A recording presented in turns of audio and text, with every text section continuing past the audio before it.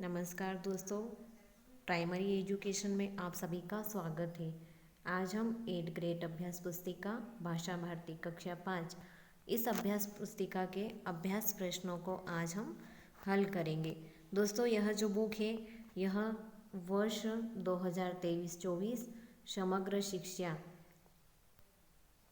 मध्य प्रदेश भोपाल राज्य शिक्षा केंद्र भोपाल द्वारा प्रकाशित की गई है। दोस्तों, आज हम पाठ 11 मरकर भी जो अमर है इस पाठ के अभ्यास प्रश्नों को आज हम हल करेंगे। यदि आप हमारे चैनल पर नए हो तो प्लीज़ हमारे चैनल को लाइक सब्सक्राइब कर लें और साथ ही बेल आइकन को प्रेस कर लें, जिससे कि आने वाले वीडियो के नोटिफिकेशन आपको समय समय पर मिलते रहिए। आइए दोस्तों, अब हम इस पाठ को शुरू करते। इस पाठ का प्रश्न नंबर पहला बहुविकल्पीय प्रश्नों को अभी हम हल करेंगे। प्रश्न नंबर पहला, झांसी के बाद आज़ाद के छिपने के लिए अपना नया ठिकाना बनाया। कहाँ पर नया ठिकाना बनाया? तो उत्तर option number B Tikamgarh. Tikamgarh में अपना नया ठिकाना बनाया था। प्रश्न नंबर दूसरा, राजभाऊ महाकाल को किस राष्ट्रीय दिवस के दिन वीर गति प्राप्त हुई थी? तो उत्तर ऑप्शन नंबर ए 15 अगस्त को वीर गति प्राप्त हुई थी। अब हम अति लघुत्तरीय प्रश्नों को हल करेंगे। प्रश्न नंबर तीसरा, हमारे राष्ट्रीय ध्वज को तिरंगा क्यों कहते हैं? राष्ट्रीय ध्वज को तिरंगा इसलिए कहते हैं क्योंकि राष्ट्रीय ध्वज में तिरंगे में 3 रंग होते हैं, इसलिए इसको तिरंगा कहा जाता है क्योंकि इसमें 3 रंग होते हैं। उन रंगों में सबसे पहला जो रंग होता है वह होता है सबसे ऊपर केसरिया। कौन सा रंग होता है? केसरिया रंग। दूसरे नंबर पे जो रंग होता है वह होता है सफ़ेद, जो शांति का प्रतीक माना जाता है। तीसरा रंग जो होता है वह होता है हरा, जिसे हरियाली यानी कि खुशहाली का रंग कहा जाता है। प्रश्न नंबर चौथा, बलिदानी कौन होते हैं? हर वह व्यक्ति जो देश के लिए लड़ते हुए जान न्यौछावर कर दे उसे बलिदानी कहते हैं।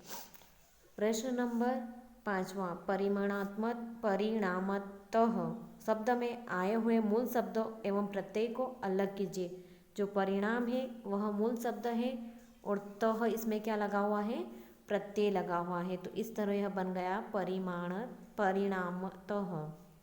प्रश्न नंबर छठा, राजभाऊ महाकाल के जन्म दिनांक की एक अन्य विशेषता। उसका जो जन्म दिनांक होता है वह राष्ट्रीय दिवस के रूप में मनाया जाता है, यानी कि उनका जो जन्म हुआ था वह 26 जनवरी को हुआ था और 26 जनवरी को क्या होता है?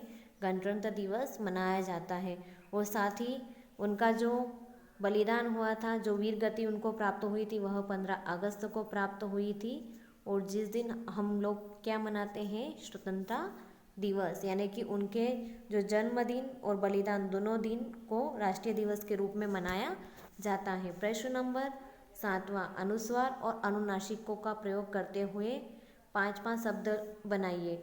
गांधी में जो ये डॉट लगा हुआ है इसे क्या कहा जाता है? अनुस्वार। इसी अनुसार डंडा, पंत, अंचल और 15 यह सभी में क्या लगा हुआ है? अनुस्वार, यानी कि जो बिंदु लगी हुई उसे अनुस्वार पढ़ते हैं। अब हम चंद्र बिंदु यानी कि इसे क्या कहते हैं? अनुनासिक चिन्ह कहते हैं। अनुनासिक में आएगा सास, सास के ऊपर जो चंद्र बिंदु लगा हुआ है इसलिए इसे अनुनासिक शब्द कहते हैं। कहाँ, हस, आंचल, तांगा, इन सभी में जो चंद्र बिंदु लगा हुआ है इसे अनुनासिक कहते हैं।